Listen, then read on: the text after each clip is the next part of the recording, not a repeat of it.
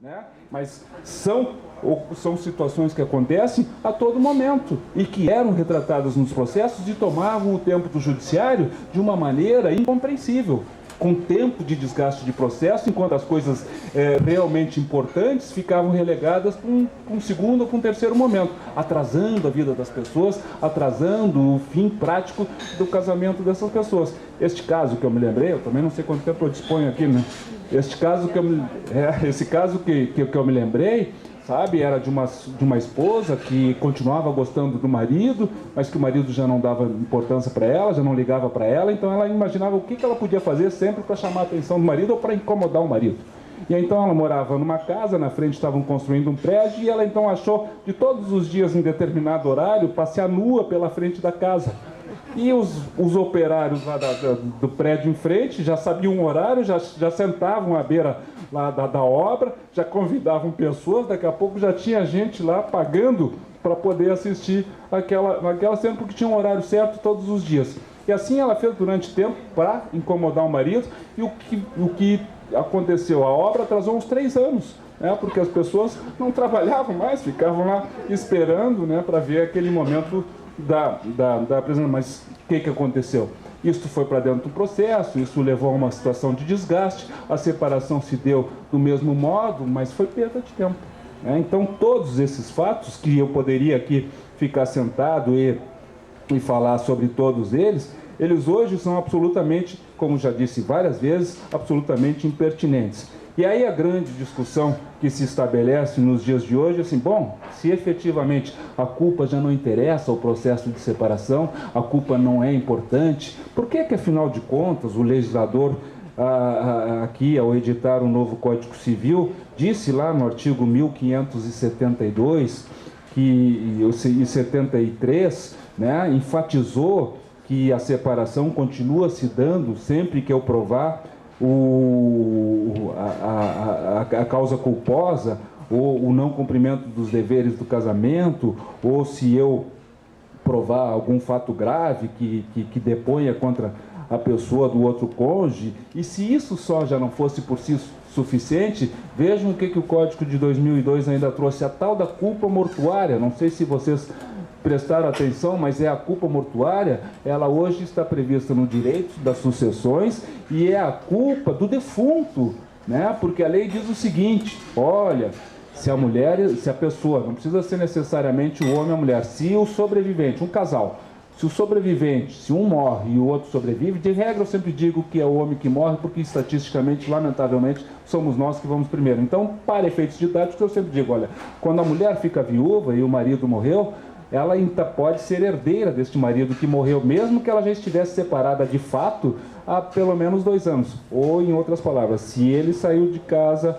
ou se ela saiu de casa, ela tem uma espécie de aval por 2 anos. Se ele morre dentro desses 2 anos, ela pode se habilitar no inventário dele como herdeira, junto com os filhos do casal, porque ela então pode provar em juízo que a culpa desta separação, que não tem 2 anos, que não fechou exatos 2 anos, foi do defunto. E ele se move lá dentro do caixão, quer arranhar, quer quebrar tudo, porque ele está sendo acusado sem poder se defender, que é a tal da culpa mortuária. 2 anos de separação de fato, e a pessoa então chama os filhos, que seriam os herdeiros, para disputar a herança junto com os filhos. Então ela faz um processo para provar a culpa do defunto, que é o pai dos filhos deles, e os filhos então, evidentemente, que não vão contra a mãe, porque é ela que tem a ascendência sobre eles, e aí, então nessa discussão, todos, filhos e mãe, vão dizer que o morto sempre foi culpado pela separação, para que ela possa se tornar co-herdeira dos filhos. Isto é o que resulta desse código novo, que deveria, pelo contrário, ao exemplo dos alemães, ao exemplo dos países mais avançados,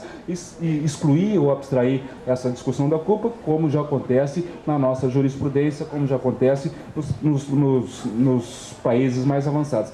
E aí vem essa dificuldade, olha, as pessoas dizem assim, não, mas nós temos que mudar o código. O próprio IBDFAN teve essa preocupação, o IBDFAN é o Instituto Brasileiro de Direito de Família, o próprio IBDFAN teve essa preocupação, né, de fazer um novo Estatuto das Famílias e abstrair essa discussão da culpa, abstrair esses artigos que eu falei antes, não importa muito, mas 1574 e 1573, 72 e 73, né? Então, bem rapidamente, aqui o 1572 diz o quê? Qualquer dos cônjuges poderá propor ação de separação imputando ao outro qualquer ato que importe grave violação dos deveres do casamento.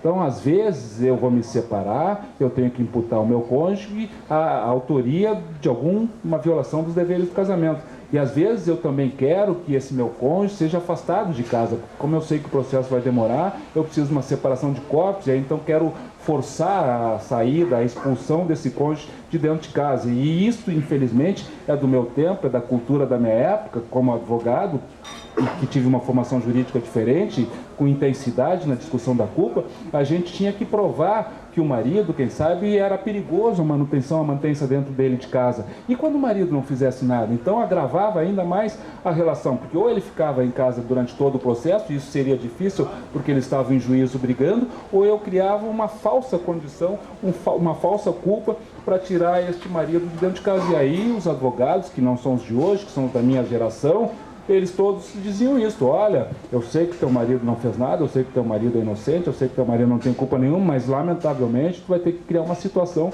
para que ele possa ser posto para fora de casa, e isso só vai acontecer se tu demonstrar que ele é um risco para tua integridade física se ele for mantido dentro de casa. E o que faziam as mulheres? Elas criavam o fato. Para vocês entenderem melhor, vou contar um caso concreto. Um homem que não tinha absolutamente nada de culpa, vivia dentro de casa, cuidava dos filhos, era um santo marido, difícil, mas existia, era um santo marido, estava lá todos os dias, e foi numa sexta-feira, ele fez isso, 7 da noite, ele estava em casa com os filhos, vendo televisão, e a mulher não aparecia. E ele perguntava e ninguém sabia do destino dela, do paradeiro da esposa. E aí já o tempo foi passando, ele liga para um hospital, liga para o outro, liga para o necrotério, e nada da mulher aparecer. Lá pelas 2 da manhã, ela entra em casa, faceira da vida, sorridente, com a melhor roupa, né? E com maquiagem, e evidentemente que ele fica então brabo e desconfiado, porque a conclusão que ele chega é que ela vem com o ar de satisfação que estava, ela tinha estado em algum lugar e se divertido.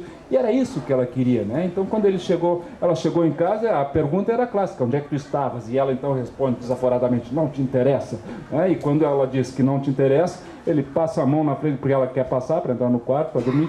Ele põe a mão na frente, ela força a passagem, e ele segura pelos braços, ficam as marcas, né, de que forçou ela para que ela não fosse adiante. E isto virou um caso de um boletim de ocorrência, e isto virou um processo de separação do corpo. Sempre, sempre, sempre o desgaste. E o mais grave é o judiciário da época, é a legislação daquele tempo, forçando, exigindo, necessitando que as pessoas só se separassem se houvesse uma causa grave. E de que adiantava não ter uma causa grave? De que adiantava mantê-los dentro de casa? Né? Mas era assim. E aí a circunstância que eu queria acrescentar. Bom, e o que fez o legislador de 2002? Será que efetivamente o IBDFAN está certo quando pensa em mudar a legislação? Não. Não, em absoluto, nós não precisamos mudar o Código Civil. Eu diria para vocês que a causa hoje da separação, ela consta aqui, no artigo 1511, a Carmela vai me ajudar.